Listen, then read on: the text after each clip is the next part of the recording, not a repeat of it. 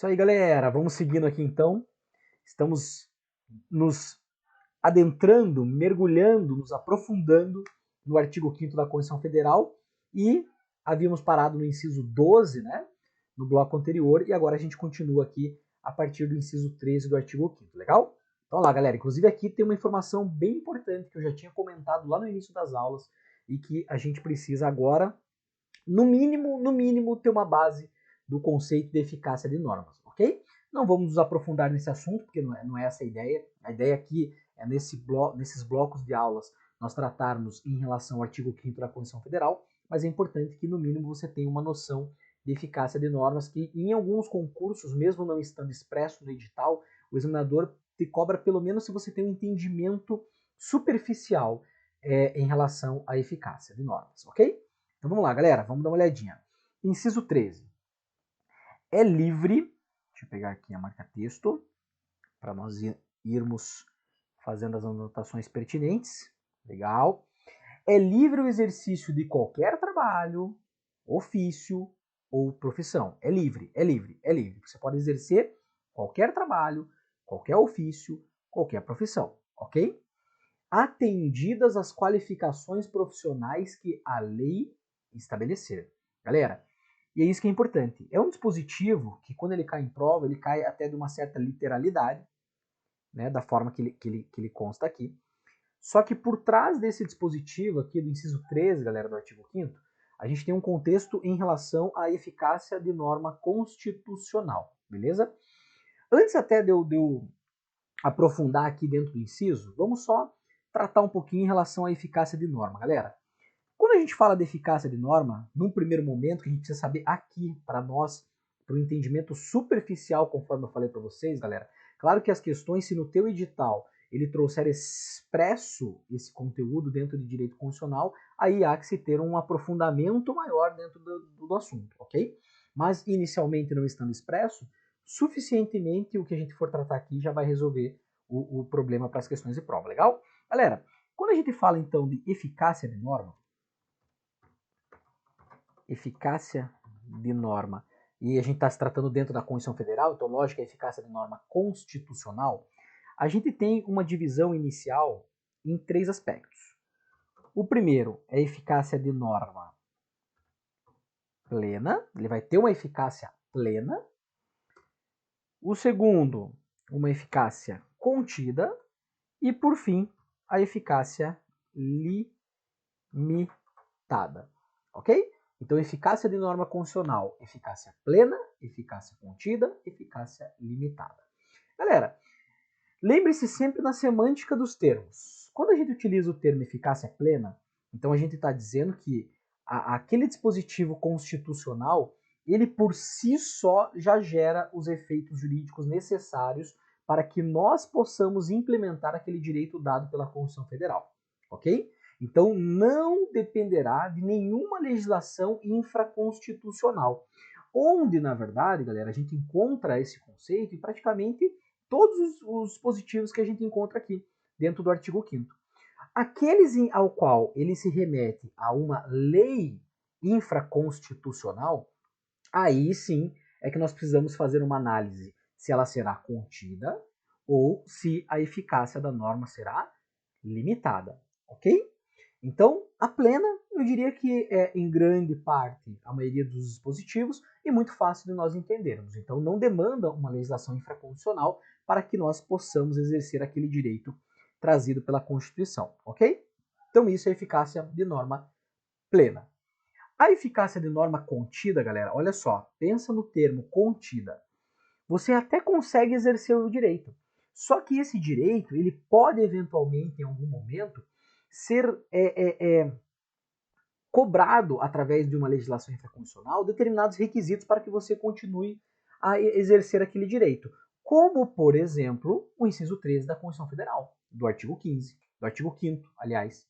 É livre o exercício de qualquer trabalho, ofício ou profissão. Então é livre. Você pode exercer qualquer trabalho, ofício ou profissão, atendidas as qualificações profissionais que a lei estabelecer. Galera, uma questão aqui até no primeiro momento que é importante Primeiro porque alguns examinadores em algumas bancas acabam cobrando de uma forma realmente muito literal, e nós temos que lembrar que quando a gente estuda a parte do poder legislativo e a gente estuda a parte do processo legislativo dentro do poder legislativo, lá nós verificamos os diversos atos normativos possíveis, inclusive muitos deles emanados do próprio poder legislativo, como lei ordinária e lei complementar. A gente percebe que dentro da Constituição Federal, quando o legislador constituinte originário, ou até mesmo derivado através de emendas constitucionais, quando ele quer que seja através de uma lei complementar, ou seja, que precisa de maioria absoluta, assunto a ser tratado lá a partir do artigo 44 da Constituição Federal, isso significa que ele vai trazer no texto constitucional expressamente que aquela matéria tem que ser tratada por lei complementar, ok? Já neste caso, galera, conforme ele está no inciso 13 aqui do artigo 5º, onde ele coloca simplesmente que a lei estabelecer, aí neste caso, o que o legislador constituinte originário quis se remeter é a lei ordinária. Tudo bem? Então já vamos implementar mais essa informação aqui que é importante. Então, se a Constituição Federal traz apenas lei, isso é uma lei ordinária. Quando ela quer que seja lei complementar, ela coloca expressamente que deverá ser discutida aquela matéria pelas casas legislativas, né, no caso do Congresso Nacional, a Câmara de Deputados e o Senado Federal, por maioria absoluta. Não é assunto para nós tratarmos agora, é um assunto lá do artigo 44 da Constituição Federal, quando a gente começa a trabalhar o poder legislativo, ok? Galera, então vejam só. Voltando para a eficácia. A eficácia de norma plena é quando não há uma referência a uma legislação infraconstitucional. É quando a própria Constituição Federal, ela já, de antemão, ela já dá esse direito e nós poderemos já exercê-lo. Já no caso, quando ela trata de contida ou limitada, aí tem uma relação com a lei, galera. Aí ela terá uma relação com a lei, ok? Lei em sentido aqui amplo, galera, em sentido genérico. Não é lei no sentido, não digo aqui lei ordinária conforme o conceito que nós acabamos de ver acima, ok? Pode ser uma lei ordinária ou pode ser uma lei complementar, não há problema. Então, neste caso do inciso 3º, galera, do artigo 5º da Constituição Federal, quando ele diz atendidas as qualificações profissionais que a lei estabelecer, significa que você pode exercer qualquer ofício, trabalho ou profissão. Mas se vier uma lei determinando que você cumpra alguns requisitos, você precisará respeitá-los. E isso aqui é o exemplo do inciso 3º, do inciso 13 que a gente está tratando, galera, é justamente eficácia contida. Então, isso que nós estamos discutindo aqui no inciso 13 do artigo 5º é o grande exemplo de norma de eficácia contida, ok? Por quê? Entenderam a ideia do contida? Você pode exercer, mas em determinado momento pode ser que alguma lei venha e te traga algumas restrições, alguns requisitos que você precise comprovar. Vou dar um exemplo, galera. Teve um período em que eu ministrava em cursos técnicos e tinha uma turma lá que era uma turma de estética, esteticista, e o curso me chamou para ministrar a parte legislativa dentro desse curso, ok? E lá ministrando para elas essa parte, em determinado momento, a gente, dentro do código de ética delas lá, eu havia perguntado sobre a questão da regulamentação. Falei, mas a profissão de vocês é uma profissão que ela tem uma regulamentação, né, uma legislação pertinente? E elas falaram, olha, eu acho que não. E eu fui pesquisar e realmente descobri que elas não tinham uma regulamentação. Passado alguns anos, galera, eu estava dando uma olhada lá na internet, estava vendo um site de notícias, e de repente eu vi lá uma manchetezinha dizendo profissão de esteticista é regulamentada pelo Congresso Nacional. Eu falei, nossa, olha que legal. E fui dar uma olhadinha lá na legislação e vi lá que estavam pedindo alguns requisitos, que quem era o profissional de esteticista agora tinha que ter uma formação superior, fosse ela tecnólogo ou bacharelado, tinha que ter uma experiência já com alguém que fosse do ramo de atividade durante determinado período, e aí depois de cumprir todos os requisitos, é que de fato o esteticista poderia atuar de forma autônoma, de forma individual, sozinho, ok? Então esse, galera, é um grande exemplo em que, olha, qualquer um poderia ser esteticista antes da sua regulamentação. sem problema nenhum, conforme o inciso 3 nos traz. É livre o exercício de qualquer trabalho, ofício ou profissão. Só que, a partir do momento que veio uma legislação e que daí determinou os requisitos para que você pudesse exercer aquela profissão, agora você está atrelado a essa legislação, ok? E isso é um exemplo de eficácia de norma contida. Eu exerço, mas a qualquer momento pode vir uma legislação e me cobrar alguns requisitos. Tudo bem? Muito tranquilo, galera. E o último, para a gente fechar, o eficácia limitada. Eficácia de norma limitada. Galera, aqui o detalhe é o seguinte.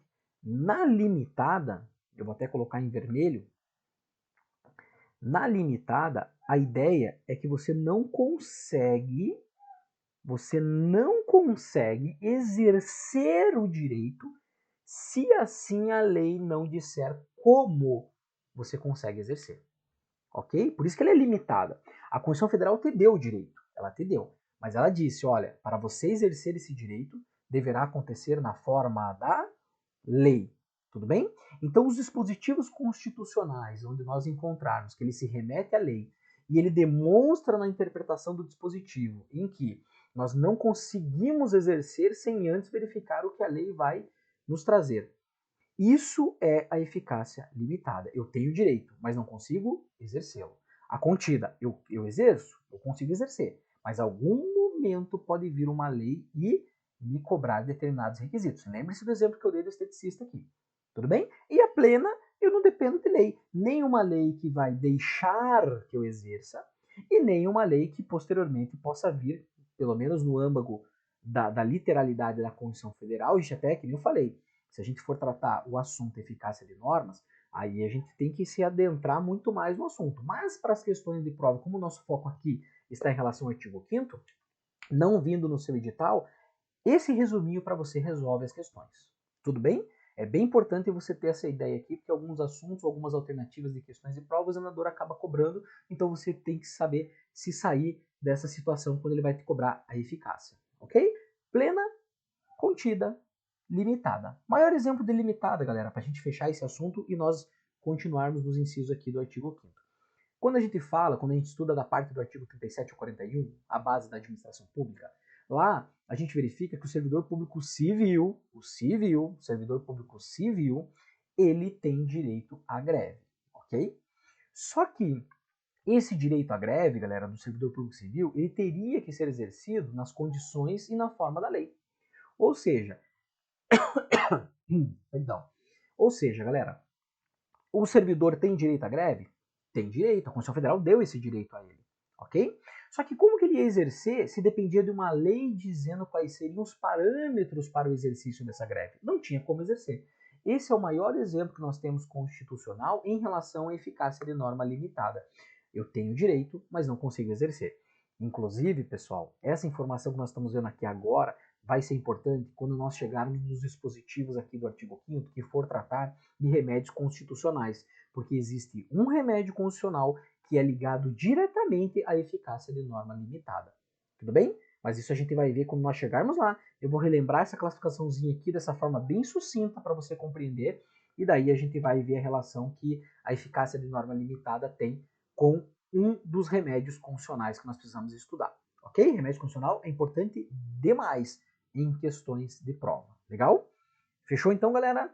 É livre exercício de qualquer trabalho, ofício ou profissão, atendidas as qualificações profissionais que a lei estabelecer. Lembrando que quando a Constituição Federal só se remete à lei, ela está querendo dizer que é lei ordinária, maioria simples. Quando ela quer lei complementar, ela traz expressamente, aí teremos sim um quórum de maioria absoluta. Tudo bem? Legal, galera?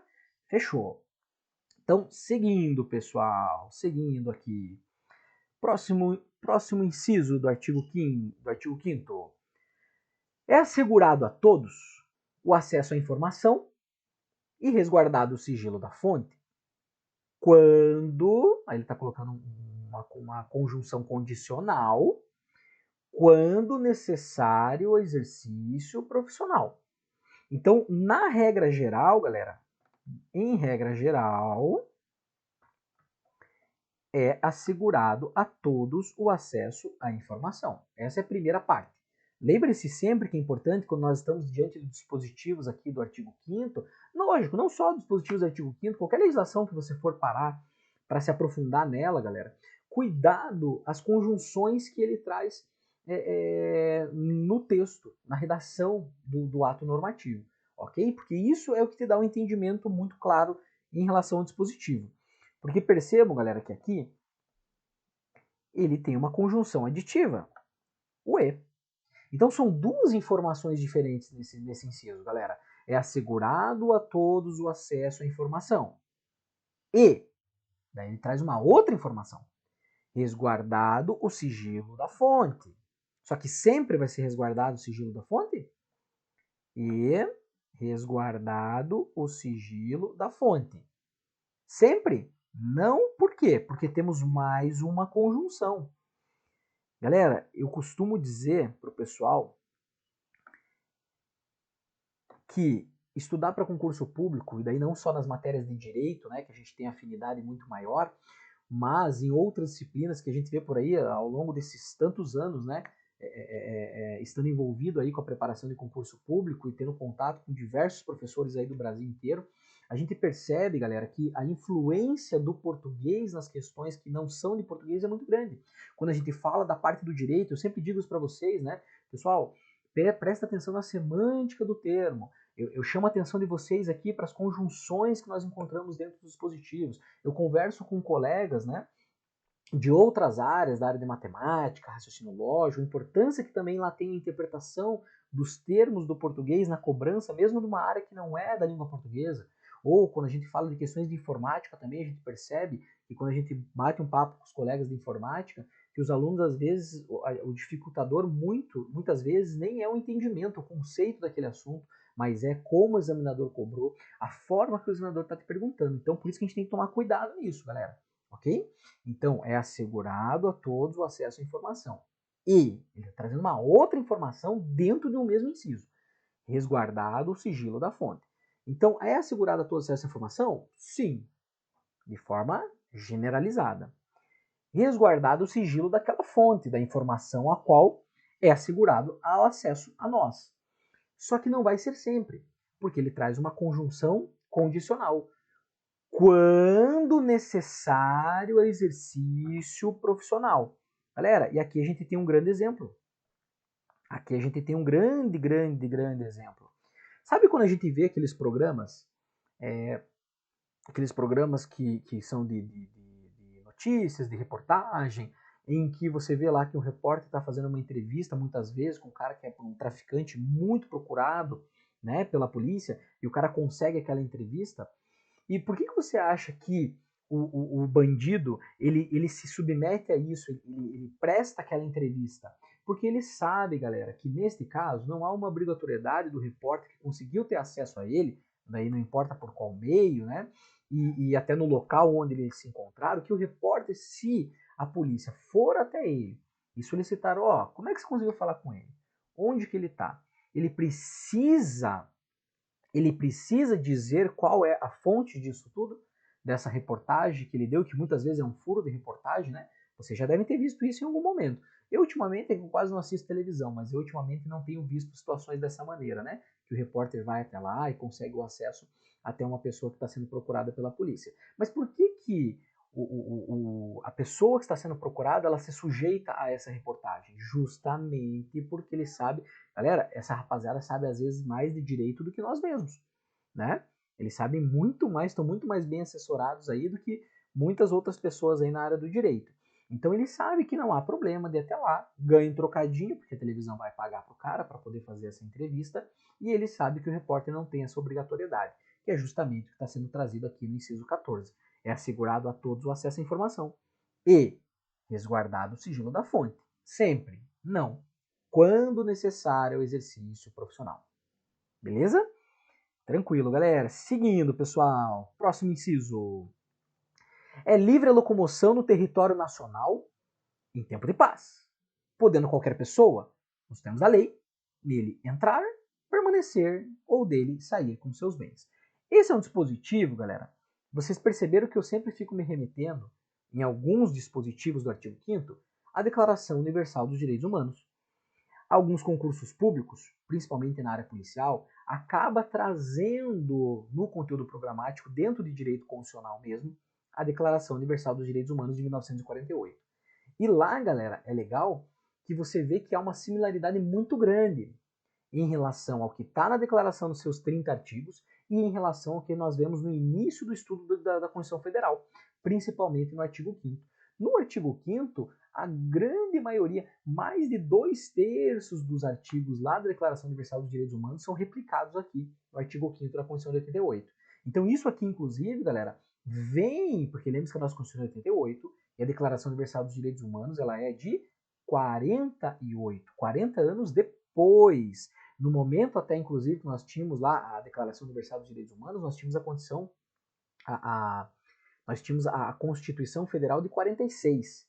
Depois nós tivemos a Constituição Federal de 67, no período do regime militar, e depois nós tivemos a Constituição Federal de 88, que é a nossa vigorada atualmente, que foi promulgada em 5 de outubro de 88. Então perceba que esse inciso aqui é um inciso que tem uma influência justamente desta declaração, ok? Então é livre a locomoção no território nacional. Então aqui nós podemos transitar de forma livre, direito de ir e vir. Inclusive depois nós veremos um remédio constitucional que é justamente em relação a essa liberdade de locomoção. É livre a locomoção no território nacional em tempo de paz. Galera, isso aqui é importante demais. O examinador gosta de brincar com isso daqui. Então a locomoção no território nacional é livre, mas desde que estivermos em tempo de paz, ok? Não podemos estar em guerra. Podendo qualquer pessoa, isso aqui é o que eu vejo que acaba derrubando mais a galera, podendo qualquer pessoa, nos termos da lei, já entendemos que quando ele fala só lei, é lei ordinária que ele se remete, né? Nele entrar, então pode entrar aqui no território nacional, pode permanecer no território nacional, ou pode sair com seus bens, não só a pessoa, galera. Então olha aqui. Então nos termos da lei, entendemos que é a lei ordinária, pode entrar aqui, pode permanecer aqui, ou pode sair. Mas só a pessoa? Não, também com os seus bens, ok? Por que eu dei uma ênfase ali no qualquer pessoa, galera? Tem que tomar cuidado, porque ele está falando qualquer pessoa, pessoal. Qualquer pessoa. Então não importa qual é a nacionalidade, não importa qual é a idade, não importa qual é a condição financeira, não importa qual religião, não importa nada. Galera, é qualquer pessoa. Sabe o que eu vi cair em prova que derrubou muita gente? Isso aqui a gente não trata. Aliás, a gente até trata em algumas situações aqui, mas ele é tratado muito mais dentro de nacionalidade, ok? Quando ele cobra, galera, em relação à pessoa que não possui nacionalidade, isso é possível? É possível. Então existe a pessoa que ela não teria uma nacionalidade. Então essa pessoa que não tem nacionalidade, ela é qualquer pessoa, galera? Ela está incluída dentro do conceito de qualquer pessoa? Sim, com certeza. Ok? Então, cuidado com isso, galera. Qualquer pessoa é qualquer pessoa, seja cidadão ou não, seja nacional ou não. Se não tiver nacionalidade, não tem problema.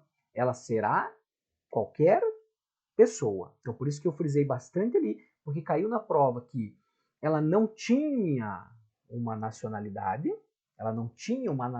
inclusive, até para nós aproveitarmos, galera, eu vou colocar até do ladinho aqui, ó, porque a prova não falou que não tinha. Ele cobrou o termo apátrida. O apátrida. E quem é o apátrida? É o que não tem pátria. O apátrida é aquele que não tem pátria. Tudo bem? Ou seja, não tem uma nacionalidade. Ok? Então vejam que, mas galera, por mais que você não conhecesse o termo apátrida, que nós estudamos isso dentro da parte de nacionalidade, por mais que você não tivesse esse contexto, você tinha que entender que aqui o dispositivo está dizendo que qualquer pessoa em tempo de paz pode se locomover pelo território nacional. nele entrar, permanecer e dele sair, não só a pessoa, mas também com seus bens, ok? Então guarda o termo qualquer pessoa. Qualquer situação que ele coloque, galera, nacionalidade, qualquer condição, é uma pessoa, então é qualquer pessoa. O termo próprio do dispositivo diz qualquer pessoa, ok? Maravilha, galera. Seguindo. Próximo dispositivo, 16. Esse aqui é um dispositivo também muito cobrado em prova, hein? Muito cobrado em prova.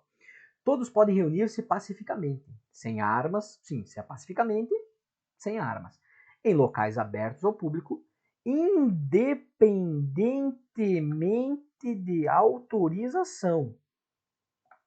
Galera, independentemente de autorização. Já concluímos. Desde que não frustrem outra reunião anteriormente convocada para o mesmo local, sendo apenas exigido prévio aviso à autoridade competente. Então, no primeiro momento, a informação. Isso aqui é chamado de direito de reunião, galera, ok? Em algumas questões de prova, ele acaba tratando isso daqui como direito de reunião. Legal? E muito claro de a gente enxergar isso aí. Então isso aqui é o direito de reunião, onde todos nós podemos nos reunir pacificamente, sem armas, ok? Tem que ser de forma pacífica e sem armas. Em locais abertos ao público, numa praça, num calçadão, até mesmo na rua. Isso é possível também, né? Quando a gente pega, por exemplo, um evento muito grande, quando ocorre lá a parada gay, né? Às vezes é um evento que ele tem uma extensão de 40 mil, 50 mil pessoas. Então isso vai abarcar alguns quarteirões, algumas ruas, não tem problema, ok? Então todos podem reunir-se pacificamente, sem armas, em locais abertos ao público, independentemente da autorização. Você não tem que pedir autorização para você fazer a reunião. Você simplesmente vai à autoridade competente e comunica ela. Isso é o que é chamado de prévio aviso. Então você previamente avisa, ó, eu tô a fim de fazer uma reunião no dia 15 de agosto, ok? Você só vai avisar previamente. Isso não é pedir uma autorização. A autoridade competente, ela não vai te autorizar, eu vou ver se eu deixo você fazer. Não, não. Se você cumprir os requisitos de ser pacificamente, de não ocorrer com armas, locais abertos ao público, né? Não frustrar, essa ideia do aviso prévio, galera, essa ideia do aviso prévio são para algumas situações. Por exemplo, essa que inclusive está no texto, né? Você não pode frustrar outra reunião anteriormente convocada para o mesmo local, lógico, ok? Então você foi lá e falou, ó, autoridade competente, eu gostaria de fazer a reunião dia 15 de agosto, ok? Tá tudo certo? Posso fazer? E a autoridade competente vai dizer, olha, aqui veio um pessoal aqui semana passada e eles disseram que vão fazer no 15 de agosto também, no mesmo local ali, né? Por exemplo, aqui em Curitiba, né? Aqui em Curitiba, normalmente ali tem a Marechal Deodoro, ou às vezes até o Calçadão da 15, são locais assim que o pessoal gosta mais de fazer esse tipo de reunião, de manifestação, em regra, né? Então pega ali, Marechal Deodoro vai fazer reunião. Ó, já tem uma reunião para o dia 14 de agosto, 15 de agosto já marcada. Um outro pessoal veio aqui e já comunicou que vai fazer a reunião. Então, infelizmente, porque vai frustrar outra reunião anteriormente convocada, você vai ter que escolher uma outra data. Isso é muito comum, acontece na época da eleição, né? A gente vê assim, quando está ali aquela disputa mais acirrada de segundo turno, quando fala de chefe do Poder Executivo, em que os dois partidos, né, que estão ali naquela disputa de segundo turno, eles querem fazer as reuniões deles. Inclusive, se aplica justamente nesse inciso aqui. E daí a gente vê que normalmente, às vezes, um dia acaba tendo a reunião do partido e no dia seguinte a reunião do outro partido. Isso é muito comum nós verificarmos, ok? Então é isso que ele está falando, galera. Cuidado, galera. O que é importante? Precisa pedir autorização? Não, não há que se pedir autorização. Somente o aviso prévio à autoridade competente. Tudo bem, galera? Ok? Então todos podem reunir-se pacificamente, sem armas. Sim, se é pacificamente tem que ser sem armas, em locais abertos ao público, já entendemos isso. Independente de autorização, não precisa pedir autorização ao poder público para fazer reunião, desde que não frustrem outra reunião anteriormente convocada para o mesmo local, sendo apenas exigido prévio aviso à autoridade competente. Isso é o direito de reunião. Legal? Maravilha? Show demais, galera! Pessoal, então vamos dar uma pausazinha aqui, ok? E a gente retorna depois a partir do inciso 17. Valeu, galera! Forte abraço, até mais, tchau, tchau!